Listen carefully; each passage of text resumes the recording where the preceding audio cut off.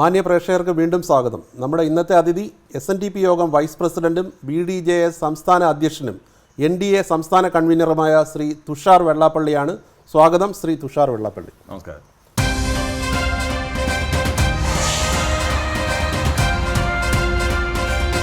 ഇപ്പോൾ ലോക്സഭാ തെരഞ്ഞെടുപ്പ് പടിവാതിൽക്കലെത്തി നിൽക്കുകയാണ്. കേരളം മുഴുവൻ ഉറ്റുനോക്കുന്ന ഒരു ചോദ്യം, തുഷാർ വെള്ളാപ്പള്ളി ഈ ഇലക്ഷനിൽ മത്സരിക്കുമോ എന്നാണ്. എന്തു പറയുന്നു? അതിനെപ്പറ്റി ഒരു ഫൈനൽ തീരുമാനം എടുത്തിട്ടില്ല. ഇന്നലെ വരെ കൂടിയിട്ടുള്ള ഞങ്ങളുടെ കമ്മിറ്റികളിലൊക്കെ ഞങ്ങൾ ആലോചിച്ചതാണ്. അതിനെപ്പറ്റി ഇപ്പോൾ BDJSൻ്റെ സംസ്ഥാന കമ്മിറ്റിയും അതുപോലെ തന്നെ NDAയുടെ കമ്മിറ്റിയും അതുപോലെ തന്നെ കേന്ദ്ര നേതൃത്വം എല്ലാം ഇതിനുവേണ്ടി നിർബന്ധിച്ചിട്ടുണ്ട്. പക്ഷേ എൻ്റെ വ്യക്തിപരമായ അഭിപ്രായം എന്ന് പറയുന്നാൽ NDAയുടെ കൺവീനർ എന്നുള്ള നിലയ്ക്ക് കേരളത്തിൽ ഒരുപാട് സീറ്റുകൾ ജയസാധ്യത ഉള്ള ഒരു കാലാവസ്ഥയാണെന്ന് കേരളത്തിലുള്ള NDAയ്ക്ക്. അതിന് എല്ലാ സ്ഥലത്തുള്ള കോർഡിനേഷൻ ചെയ്യണമെന്നുണ്ടെങ്കിൽ NDAയുടെ കൺവീനർ എന്നുള്ള നിലയ്ക്ക് ഞാൻ അതിൻ്റെ പ്രവർത്തനം നിൽക്കണം, ഇലക്ഷനിൽ നിന്ന് മാറി നിൽക്കണമെന്നാണ് ഇതുവരെ ഞാൻ ആഗ്രഹിച്ചത്. വ്യക്തിപരമായ അഭിപ്രായം. പക്ഷേ BJPയുടെ RSS ഉൾപ്പെടെയുള്ളവരെല്ലാം സമ്മർദ്ദം ചെലുത്തുന്നുണ്ട്. അല്ല, എല്ലാ ഘടകങ്ങളിലുള്ള ആളുകളും ഇതിന് മത്സരിക്കണം എന്ന അഭിപ്രായം പറഞ്ഞിട്ടുണ്ട്. പക്ഷേ മത്സരിക്കുമ്പോൾ ഉണ്ടാകുന്ന പ്രശ്നം എന്ന് പറയുന്നത് മറ്റുള്ള കോൺസ്റ്റിറ്റ്യുവൻസികളിൽ പോയി അവർക്ക് നമ്മൾ മത്സരിക്കുന്ന സ്ഥാനാർത്ഥികൾക്ക് വേണ്ടി പ്രവർത്തിക്കാൻ പറ്റാത്തൊരു സാഹചര്യം ഉണ്ടാവും.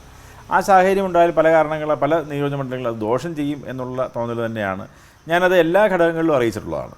അപ്പോൾ ആ നിലയ്ക്ക് ആ ഒരു തീരുമാനം ഇപ്പോൾ ഈ സമ്മർദ്ദത്തെ അതിജീവിച്ച് ഈ തീരുമാനത്തിൽ ഉറച്ചു നിൽക്കൂ? ഞാനിപ്പോൾ ഇതുവരെ അങ്ങനെ തന്നെയാണ് പോയിക്കൊണ്ടിരിക്കുന്നത്. ഇവരെല്ലായിടത്തും ഞാൻ ഈ കാര്യം പറഞ്ഞിട്ടുണ്ട്. കാരണം ഇത് BDJSൻ്റെ സംഘടനാ സംവിധാനമാണെങ്കിലും NDAയുടെ സംഘടനാ സംവിധാനമാണെങ്കിലും NDAയുടെ സ്ഥാനാർത്ഥികളെ മത്സരിപ്പിക്കുന്ന എല്ലാവരെയും ജയിപ്പിക്കാൻ വേണ്ടി പ്രവർത്തനങ്ങളാണ് NDAയുടെ നേതൃനിരയിലിരിക്കുന്ന ഞങ്ങളൊക്കെ ചെയ്യേണ്ടത്. അപ്പോൾ അതുകൊണ്ട് നല്ല സ്ഥാനാർത്ഥികളെ, ഇപ്പോൾ എന്നേക്കാൾ നല്ല സ്ഥാനാർത്ഥികൾ ഒരുപാട് ആളുകളുണ്ട്. അവരൊക്കെ നല്ല സ്ഥലങ്ങളിൽ മത്സരിക്കുകയും ആ മത്സരിക്കുന്ന ആളുകളെ വിജയിപ്പിക്കുന്നതിന് വേണ്ടിയുള്ള പ്രവർത്തനങ്ങൾക്ക് നിൽക്കണമെന്നാണ് ഇതുവരെ ഞാൻ ആഗ്രഹിച്ചിട്ടുള്ളത്. BDJS അങ്ങനെയാണെങ്കിൽ 4 സീറ്റിലേ ഉള്ളോ അതോ 5 സീറ്റ് മത്സരിക്കും? 5 സീറ്റിൽ തന്നെ മത്സരിക്കും. അതിനകത്ത് തർക്കമൊന്നും. താങ്കൾ മത്സരിച്ചാലും ഇല്ലെങ്കിലും 5 സീറ്റ്? ഞാൻ മത്സരിച്ചാലും ഇല്ലെങ്കിലും 5 സീറ്റിൽ തന്നെ മത്സരിക്കും. താങ്കൾ ഇപ്പോൾ ഒരുപക്ഷെ നാളെ മാറി നിൽക്കുകയാണെങ്കിൽ SNDP യോഗം ജനറൽ സെക്രട്ടറി ഒരു പ്രസ്താവന നടത്തിയായിരുന്നു. അതായത് യോഗം ഭാരവാഹികളാരും തെരഞ്ഞെടുപ്പിൽ മത്സരിക്കേണ്ട, അങ്ങനെ മത്സരിക്കുകയാണെങ്കിൽ അവർ യോഗം ഭാരവാഹിത്വം ഒഴിഞ്ഞ ശേഷം മത്സരിച്ചാൽ മതി. ആ ഒരു കാരണത്താലാണ് താങ്കൾ മാറിയെന്ന് വേണമെങ്കിൽ വ്യാഖ്യാനിക്കുക. അല്ല, അങ്ങനെ പറയാൻ കഴിയില്ല. കാരണം SNDP യോഗം ജനറൽ സെക്രട്ടറിക്ക് ഒരു കാരണവശാൽ അല്ലെങ്കിൽ ആർക്കും SNDP യോഗത്തിൽ ആർക്കും തന്നെ ഏത് ഇപ്പം അവിടുത്തെ ഇവിടെ നമ്മുടെ യൂണിയൻ്റെ നേതാക്കന്മാരൊക്കെ ആണെങ്കിലും യോഗത്തിൻ്റെ നേതാക്കന്മാർക്കാണെങ്കിലും മത്സരിക്കുന്നതിന് സംഘടനാപരമായി യാതൊരു തടസ്സവുമില്ല. ജനറൽ സെക്രട്ടറി അദ്ദേഹം വ്യക്തിപരമായിട്ടുള്ള അഭിപ്രായം പറഞ്ഞു എന്ന് മാത്രമേ ഉള്ളൂ.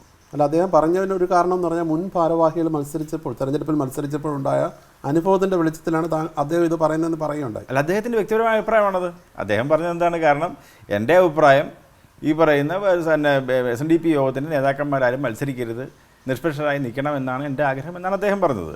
അദ്ദേഹത്തിൻ്റെ വ്യക്തിപരമായ അഭിപ്രായമാണ്. കാരണം ഇപ്പോൾ ഈ SNDP യോഗം അദ്ദേഹം തന്നെ പറഞ്ഞിട്ടുണ്ട്, SNDP യോഗത്തിൽ യൂണിയനിലാണെങ്കിലും ശാഖകളിലാണെങ്കിലും യോഗത്തിലും വിവിധ രാഷ്ട്രീയ പാർട്ടി പ്രവർത്തിക്കുന്ന ആളുകളുണ്ട്. അതുകൊണ്ട് തന്നെ അവർക്ക് ഇന്ത്യയിലുള്ള ഏതൊരു പൗരനും ഏതൊരു സ്ഥാനത്തേക്കും മത്സരിക്കാനുള്ള അവകാശമുണ്ട്. അതെ, പക്ഷേ ഈ BDJSൻ്റെ പ്രവർത്തനം SNDP യോഗം ജനറൽ സെക്രട്ടറി കൊടിവീശി ആരംഭിച്ചതാണ്. ഇപ്പോൾ SNDP യോഗം ജനറൽ സെക്രട്ടറി പരസ്യമായിട്ടൊരു ഇടതുപക്ഷ ചായ്വ് പ്രകടിപ്പിക്കുന്നുണ്ട്. BDJSൻ്റെ ഭാരവാഹികളായിട്ടുള്ള സജീവ പ്രവർത്തകരെ നോക്കിക്കഴിഞ്ഞാൽ അവർ മിക്കവരും യോഗത്തിൻ്റെ ഭാരവാഹികളോ യോഗത്തിൻ്റെ പ്രവർത്തകരോ. യോഗം ജനറൽ സെക്രട്ടറിയുടെ ഈ നിലപാട് BDJSൻ്റെ പ്രവർത്തകരെ സമ്മർദ്ദത്തിലാക്കുന്നുണ്ട്. SNDP യോഗം CPMൻ്റെയോ അല്ലെങ്കിൽ LDFൻ്റെയോ ഘടകകക്ഷിയോ വാലോ ചൂലോ അല്ല. കാര്യം ഇവിടെ LDF ഭരിക്കുന്ന കാലഘട്ടത്താണെങ്കിൽ LDFൻ്റെ നേതാക്കന്മാർ അല്ലെങ്കിൽ ഇവിടുത്തെ മന്ത്രിസഭ മുഖ്യമന്ത്രി ഉൾപ്പെടെയുള്ള ആളുകളോട് അതിനോട് കൂടെ നിന്ന് പ്രവർത്തിക്കുക, അല്ലെങ്കിൽ കൂടെ നിന്ന് കാര്യങ്ങൾ സംസാരിക്കുക, അല്ലെങ്കിൽ SNDP യോഗത്തിൻ്റെ നേതാവ് എന്നുള്ള നിലയ്ക്ക് ഒരിക്കലും കേരളത്തിൻ്റെ ഭരണത്തിനെതിരെ അല്ലല്ലോ നിൽക്കാറുള്ളത്. കാരണം ഇവിടെ സാധാരണ UDF വരുന്ന സമയത്ത് UDF മുഖ്യമന്ത്രിയാണെങ്കിലും UDFൻ്റെ മറ്റു മന്ത്രിമാരുമായിട്ടും സ്ഥിരമായി SNDP യോഗം ജനറൽ സെക്രട്ടറി സംസാരിക്കാറുണ്ട്. അത് ഏത് മാറി വരുന്ന ഏത് UDF ആണെങ്കിലും LDF ആണെങ്കിലും NDA ആണെങ്കിലും അതിലിപ്പോൾ ഇവിടെ NDA ഭരിക്കുന്ന ഇപ്പോൾ ഇന്ത്യ പ്രധാനമന്ത്രിയെ കണ്ടു കഴിഞ്ഞാൽ ഉടനെ തന്നെ പ്രധാനമന്ത്രിയോടുകൂടെ ചായ്വാണ്, അല്ലെങ്കിൽ ഇവിടെ കേരള മുഖ്യമന്ത്രിയെ കണ്ടു കഴിഞ്ഞാൽ മുഖ്യമന്ത്രിയുടെ ചായ്വോട് നിൽക്കുന്നു എന്ന് പറഞ്ഞാൽ ഒരു അർത്ഥവുമില്ല. അത് SNDP യോഗത്തിൻ്റെ ഒരു രാഷ്ട്രീയ നിലപാടായിട്ട് വ്യാഖ്യാനിക്കേണ്ട കാര്യമില്ല. ഒരിക്കലുമില്ല. SNDP യോഗത്തിന് രാഷ്ട്രീയമില്ല എന്ന് SNDP യോഗം ജനറൽ സെക്രട്ടറി വളരെ വ്യക്തമായി പറഞ്ഞിട്ടുണ്ട്. അവിടെ SNDP യോഗത്തിൻ്റെ തീരുമാനം എന്താണ്? എല്ലാവരുമായി തുല്യ ദൂരം പാലിക്കുന്നവരാണ്. കാര്യം LDF ആണെങ്കിലും NDA ആണെന്നുണ്ടെങ്കിലും UDF ആണെങ്കിലും അത് തുല്യ ദൂരം തന്നെയാണ് പാലിക്കുന്നത്. ഒരിക്കലും LDFൻ്റെയോ അല്ലെങ്കിൽ NDAയുടെയോ അല്ലെങ്കിൽ UDFൻ്റെയോ ഘടകകക്ഷിയോ അല്ലെങ്കിൽ അതിൻ്റെ വാലോ ചൂലോ അല്ല SNDP യോഗം എന്ന് പറയുന്നത്. പക്ഷേ ഇത്തവണ പുള്ളി ഒരു പടി കൂടി കടന്നിട്ട് ഇപ്പോൾ അടുത്തിടെ ഒരു പത്രത്തിന് നൽകിയ അഭിമുഖത്തിൽ LDF ഈ തെരഞ്ഞെടുപ്പിൽ തറ പറ്റുമെന്ന് ആരും കരുതേണ്ട എന്ന് വരെ ഒരു പരിധി കഴിഞ്ഞും പുള്ളി അഭിപ്രായം പറഞ്ഞു. അല്ല, UDF ഇതിന് മുമ്പ് തറ പറ്റില്ല എന്ന് UDFന് വോട്ട് ഇവിടെ കിട്ടുമെന്ന് അദ്ദേഹം പറഞ്ഞിട്ടുണ്ട്. അത് ഓരോ കാലഘട്ടത്തിൽ അദ്ദേഹത്തിനും അഭിപ്രായം അദ്ദേഹം പറയും. കാരണം അതിപ്പോൾ യു ഡി എഫിന് നാളെ ഇപ്പം യു ഡി എഫിന് കൂടുതൽ സീറ്റ് കിട്ടുന്ന ഒരു സാഹചര്യം ഉണ്ടായാലും ഇപ്പോൾ അതിന് അനുകൂലിച്ചേക്കേണ്ടി വരുമല്ലോ. കാരണം SNDPO എന്ന് പറയുന്നത് രാഷ്ട്രീയ പാർട്ടിയല്ല, സമുദായ സംഘടനയാണ്. സമുദായ സംഘടന എന്നുള്ള നിലയ്ക്ക് തീർച്ചയായും അത് ഇവിടെ കേരളത്തിൽ മാറി മാറി വരുന്ന ഏത് സർക്കാരാണോ അവരുമായി സഹകരിച്ച് പ്രവർത്തിക്കേണ്ടത് സമുദായത്തിൻ്റെ ആവശ്യമാണ്. ആ സമുദായത്തിൻ്റെ ആവശ്യത്തിനനുസരിച്ച് അദ്ദേഹം നിൽക്കുന്നു മാത്രം. അല്ല, ഇപ്പോൾ SNDPO CPM-ആയിട്ട് അടുക്കുന്നു എന്നുള്ളൊരു വാദം വലിയ രീതിയിൽ SNDPO-ത്തിനോട് അനുകൂലമുള്ളവരും ഇല്ലാത്തവരും എല്ലാം പറയുന്നുണ്ട്. ഒരു കാര്യമില്ല. SNDPO എങ്ങനെ ഏത് ബേസിൽ പറയും? SNDPO യോഗം ജനറൽ സെക്രട്ടറിയോട് ഇവിടെ മുഖ്യമന്ത്രി ആദ്യത്തെ പ്രാവശ്യം ഒന്നുമല്ല വരുന്നത്. ഇതിന് മുമ്പ് 2-3 പ്രാവശ്യം അദ്ദേഹം ഇവിടെ വീട്ടിൽ വന്നിട്ടുണ്ട്. അതുപോലെ തന്നെ ഇപ്പം ഇവിടെ UDF-ൻ്റെ മുഖ്യമന്ത്രിമാർ ഇവിടെ വന്നിട്ടുണ്ട്. അതുകൊണ്ട് തന്നെ അന്ന് മുഖ്യമന്ത്രി വന്നു കഴിഞ്ഞാൽ അവിടെ തന്നെ UDF-ൻ്റെ ആണെന്നും LDF-ൻ്റെ ആണെന്നും മാറ്റി പറയേണ്ട ആവശ്യമില്ല. കാരണം അതിപ്പം ഇവിടെ NSS ആണെങ്കിലും SNDPO ആണെങ്കിലും അങ്ങനെ വിവിധ സമുദായ സംഘടനകളുടെ നേതാക്കന്മാരെ കാണുവാൻ വേണ്ടി കേരളത്തിലെ മാറി വരുന്ന സർക്കാരുകളുടെ നേതാക്കന്മാരും അതിൻ്റെ മന്ത്രിമാരും വരാറുണ്ട്. ഒരു അത്രയേ ഉള്ളൂ, അതിനപ്പുറത്തേക്ക് കാണേണ്ട ആവശ്യമില്ല. പക്ഷേ ശബരിമല വിഷയം വന്ന ശേഷം ഇപ്പോഴത്തെ സംസ്ഥാന ഗവൺമെൻറ്റിന് കിട്ടിയ ഏറ്റവും വലിയ പിന്തുണ SNDPO ജനറൽ സെക്രട്ടറിയുടെയും SNDP-യുടെയുമാണ്. മറുഭാഗത്ത് NSS അതിനെ എതിർത്ത് ശക്തമായിട്ട് രംഗത്ത് വന്നു. അതിനുശേഷം ഉണ്ടായ നവോത്ഥാന മതിൽ അല്ലെ വനിതാ മതിൽ ഉൾപ്പെടെയുള്ള കാര്യങ്ങളിലെല്ലാം യോഗം ജനറൽ സെക്രട്ടറി പരസ്യമായൊരു നിലപാടെടുത്തു. BDJS-ൻ്റെ അധ്യക്ഷൻ എന്നുള്ള നിലയിൽ അതിനെ എങ്ങനെ നോക്കിക്കാണും? അല്ല, ഞങ്ങൾ വളരെ വ്യക്തമായി NDAയും BDJS എടുത്തിട്ടുള്ള തീരുമാനം വിശ്വാസികൾക്കൊപ്പമാണ്. SNDPO എടുത്തിട്ടുള്ള തീരുമാനവും വിശ്വാസികൾക്കൊപ്പം ആണെന്ന് തന്നെയാണ്. ഒരു കാരണവശാലും ആചാരങ്ങൾക്കെതിരാണെന്ന് SNDPO ജനറൽ സെക്രട്ടറി പറഞ്ഞിട്ടില്ല, SNDPO പറഞ്ഞിട്ടില്ല. കാരണം നവോത്ഥാനം എന്ന് പറഞ്ഞിട്ടുള്ളതാണ് ശബരിമല സ്ത്രീകൾ കയറ്റുക എന്നുള്ളതല്ല നവോത്ഥാനം എന്ന് ഉദ്ദേശിച്ചിട്ടുള്ളത്. അതിന് ഞങ്ങൾ വളരെ വ്യക്തമായി ശബരിമലയിൽ സ്ത്രീകൾ കയറുന്നതിനെ വളരെ വ്യക്തമായി തന്നെയാണ് BDJS എതിർത്തിട്ടുള്ളത്. SNDPO-ത്തിൻ്റെ യൂണിയൻ്റെ പ്രസിഡന്റുമാരും വൈസ് പ്രസിഡന്റുമാരും സെക്രട്ടറിമാരും അതുപോലെ തന്നെ കൗൺസിലും എടുത്തിട്ടുള്ള തീരുമാനങ്ങളെല്ലാം ഇത് തന്നെയാണ്. പക്ഷേ അനാചാരങ്ങളായിട്ടുള്ള ആചാരങ്ങളിൽ ചിലത് ലംഘിക്കാനുള്ളതാണെന്നും ജനറൽ സെക്രട്ടറി പറഞ്ഞു. അല്ല, ആചാരങ്ങൾ ചിലത് ലംഘിക്കുക, അത് ലംഘിക്കേണ്ട ആചാരങ്ങളുണ്ട്.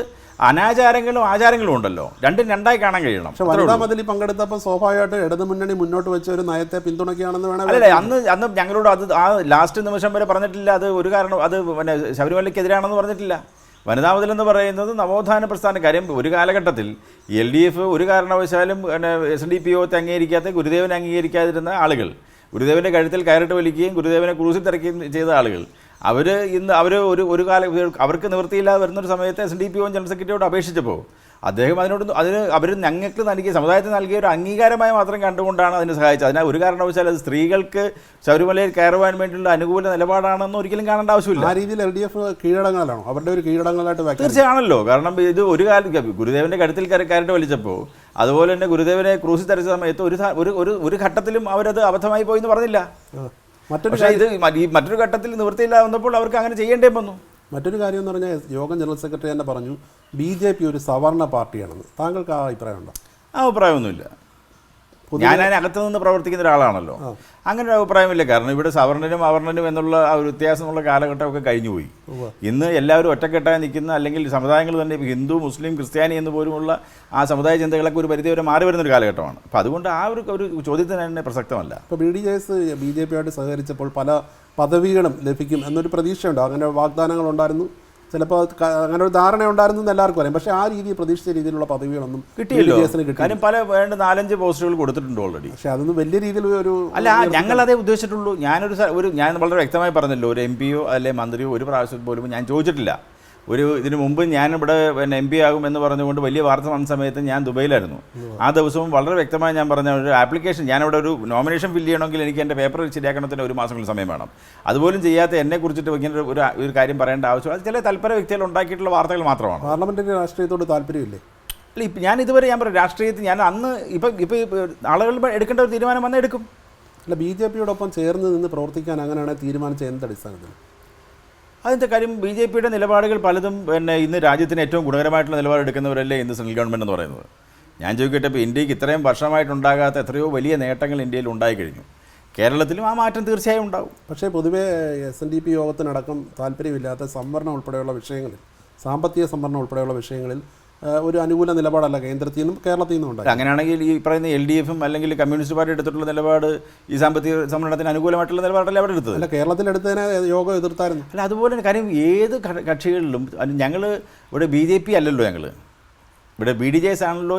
BDS എന്ന് പറയുന്ന പൊളിറ്റിക്കൽ പാർട്ടിയിൽ നിൽക്കുന്ന കാരണം എന്താണ്? എപ്പോഴും എല്ലാ മുന്നണികളിലും യോജിക്കാൻ പറ്റുന്നതും വിയോജിക്കുന്ന പല കാര്യങ്ങളുണ്ട്.